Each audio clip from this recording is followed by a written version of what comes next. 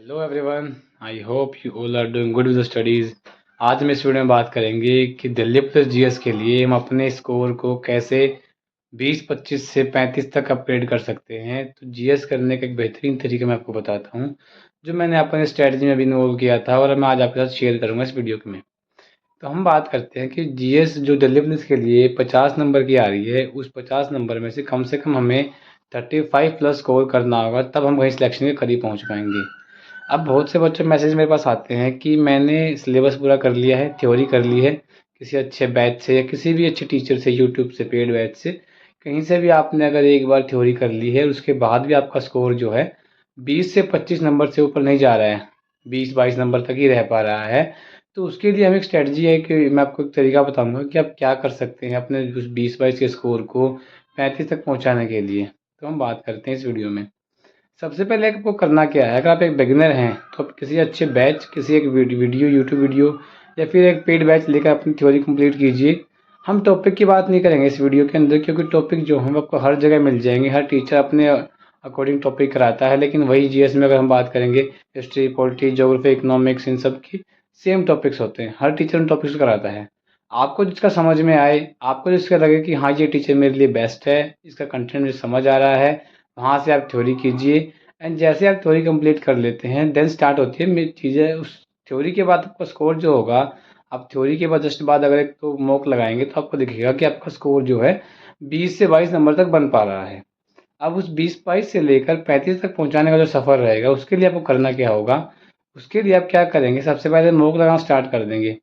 आप जैसे वैसे मॉक लगाएंगे, जीएस का तो आप अलग से मॉक लगा सकते हैं, या फिर आप स्पेसिफिक और 100 नंबर का मॉक लगा सकते हैं।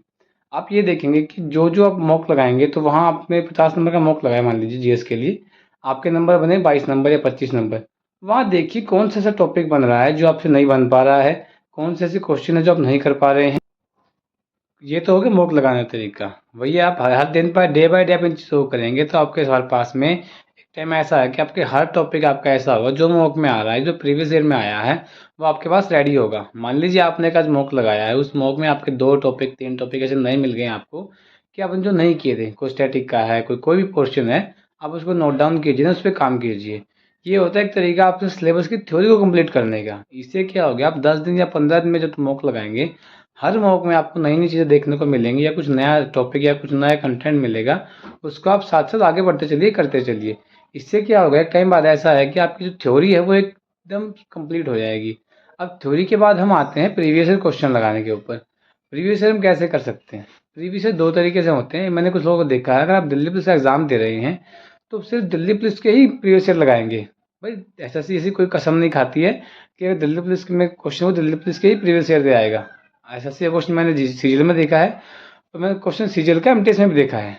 ये सब चीज़ें हमने देखी है कि एसएससी का कुछ परफेक्ट पैटर्न नहीं है कि एक स्टैंडर्ड है कि ये क्वेश्चन दिल्ली पुलिस में ही आएगा, ये क्वेश्चन सीजीएल में ही आएगा, उससे बाहर नहीं आएगा। ऐसा कुछ नहीं है। एसएससी मतलब पूरे ऑल ओवर एक क्वेश्चंस का जो कंटेंट बुकलेट है, वो किसी भी क्वेश्चन को कहीं भी डाल देता है। कोई फिक्स ऐसा नहीं है कि इसका एग्ज़ाम का जो है क्वेश्चन वो दूसरे एग्ज़ाम में नहीं आ सकता है। तो इसके लिए आप क्या कर सकते हैं, एक बुक आती है स्पार्क पब्लिकेशन की, मैंने खुद भी यूज़ किया, अगर मेरे पास फोटो वगैरह मैं डाल दूंगा आपकी वीडियो के अंदर। एक बुक आती है स्पार्क पब्लिकेशन की। उस बुक में क्या कंटेंट होता है, उस बुक के अंदर 1 लाइन क्वेश्चंस होते हैं, वो भी सेट वाइज होते हैं।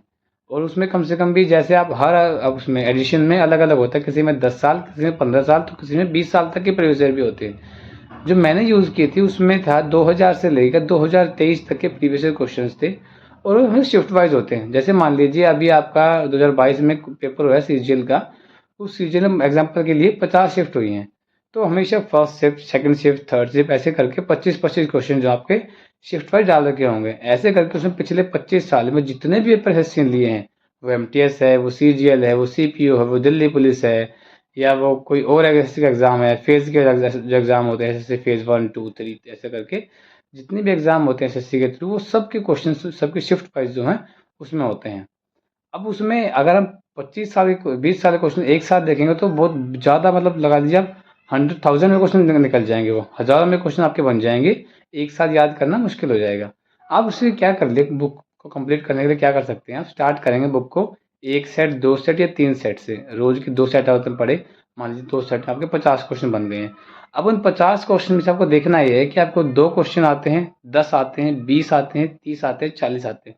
जितने क्वेश्चन आपको आ रहे हैं बढ़िया बात है। जो क्वेश्चन आपको नहीं आया, आपने नया देखा, स्टैटिक का था या कुछ भी था उसमें अंदर नया, वो आपने नोट डाउन किया एंड नेक्स्ट डे आपने जो है अगले 3 सेट लगाए। ऐसे करते करते आप आपकी डिपेंड करता है आपकी कैपेसिटी कितनी है सेट लगाने की। मैं बताऊँ खुद अपना, तो मैं 10 सेट डेली की करता था। 10 सेट मैं करता था एक बार में। 10 सेट के बाद नेक्स्ट डे जब मैं उनकी जाता, तो उस टाइम वाले मैंने 10 सेट लगाए हैं, तो उसमें 500 क्वेश्चन हो गए, तो 250 क्वेश्चन हो गए। 10 सेट 25 सेट होते 250 क्वेश्चन बन गए हैं। अब 250 में से मुझे मान लीजिए सिर्फ 150 क्वेश्चन ही आ रहे थे। 150 क्वेश्चन जैसे ऐसे जो मुझे आते थे, लेकिन वो 100 क्वेश्चन जो मैं नहीं आते, मैंने नोट डाउन कर लिया अपने नोटबुक में एंड देन मैं नेक्स्ट डे अगले 10 सेट पे काम करूंगा। अब ऐसे करते करते मैंने 1 डेढ़ महीने 2 महीने के अंदर अंदर पूरी बुक कंप्लीट कर लेंगे एंड एट द एंड आप देखेंगे कि आपके पास एक हंड्रेड्स में क्वेश्चंस का आपके पास नोटबुक जो होगी वो होगी एंड आप उसको रिवाइज करते चलिए साथ साथ पे।